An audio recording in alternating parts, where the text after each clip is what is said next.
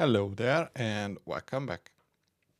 This video is going to be about JSONPath in Kubernetes and how you can filter basically and format the information that kubectl gives back.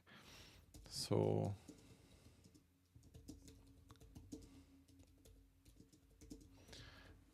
for example, you have the kubectl get nodes. And here you can see a table formatting output. And I recently upgraded to the 1.34 version of Kubernetes. I was originally on 1.32 and I couldn't do a straight up upgrade. So I had to upgrade to 1.33 and then 34. Because otherwise the upgrade would have failed.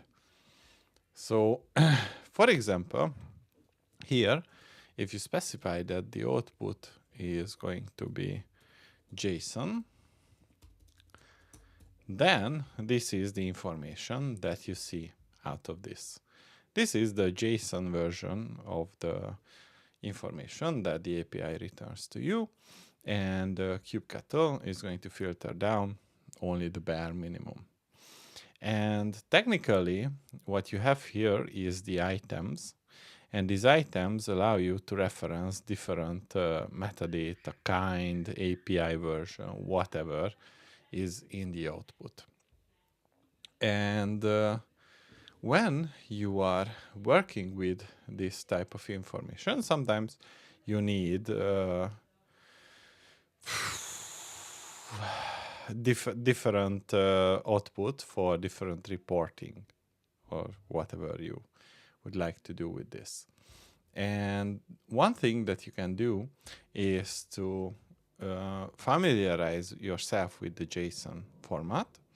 And once you get the hang of it, you are able to format a query which looks like this: kubectl get nodes, and the output is JSONPath.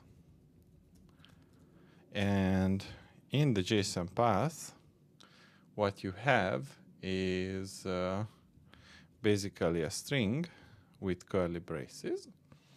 And it is going to allow you to reference the items. And if you say that between brackets you put a star or asterisk, then you can find a column, so to speak, from the JSON that you want to reference. Let's clear this. So it looks like this. This comes from the API, and it is going to list your nodes.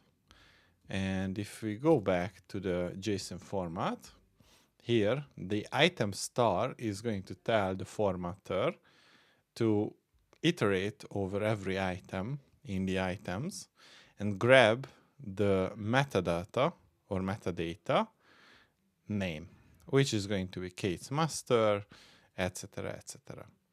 But if I change it up to be not the metadata name, but rather the metadata resource version, it is going to return this information, which comes again from the output and from the, let me scroll back, metadata, and here the resource version. Or if you want, you can reference the capacity status capacity CPU, which is going to return the CPU cores available for your nodes. Another thing that you can do is to format this output. And basically what you would do is to use the kubectl get nodes, and the output is going to be JSON path, and in between the single quotes, what you would say that you want to use the range keyword, and this range keyword is going to ensure that it behaves like a for loop. So I say that for every item in the items, I want to grab the metadata name, separate it with the tab, and then the status capacity CPU, and append the new line. And the end encloses the range. And in the end, this is the output that we receive from the output. And we can also use the kubectl get nodes with the output custom columns. And we say that the node column is going to come from the metadata.name, and the CPU column is going to come from the status capacity CPU. And the RAM comes from .status.capacity.memory, or maybe it will be RAM, we will see. But technically this is going to be the output. Custom column names, and you can see that the master has 8 gigs of RAM and workers have 4 gigs of RAM. And JSONPath also allows you to basically format or sort the output, and you can say that you want to store sort by the status.capacity.memory, and it is going to be in ascending order, meaning that the lower comes first and the higher is the last one. And I think technically that's it that I wanted to show you. So you have custom columns, and you can even combine this one. So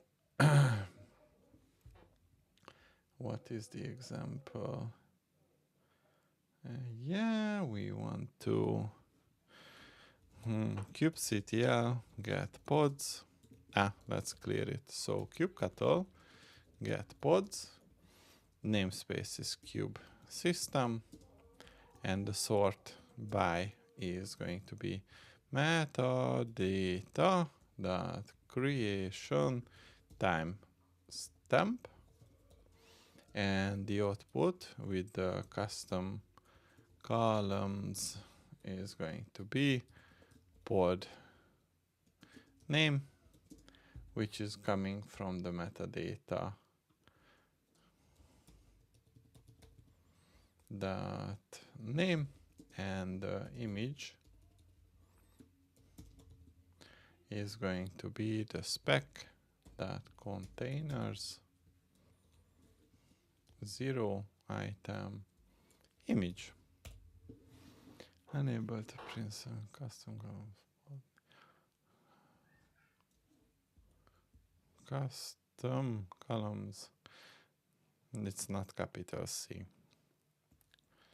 But now we see. And yeah, technically that's it. This is how you can use JSONPath in Kubernetes. See you in the next one.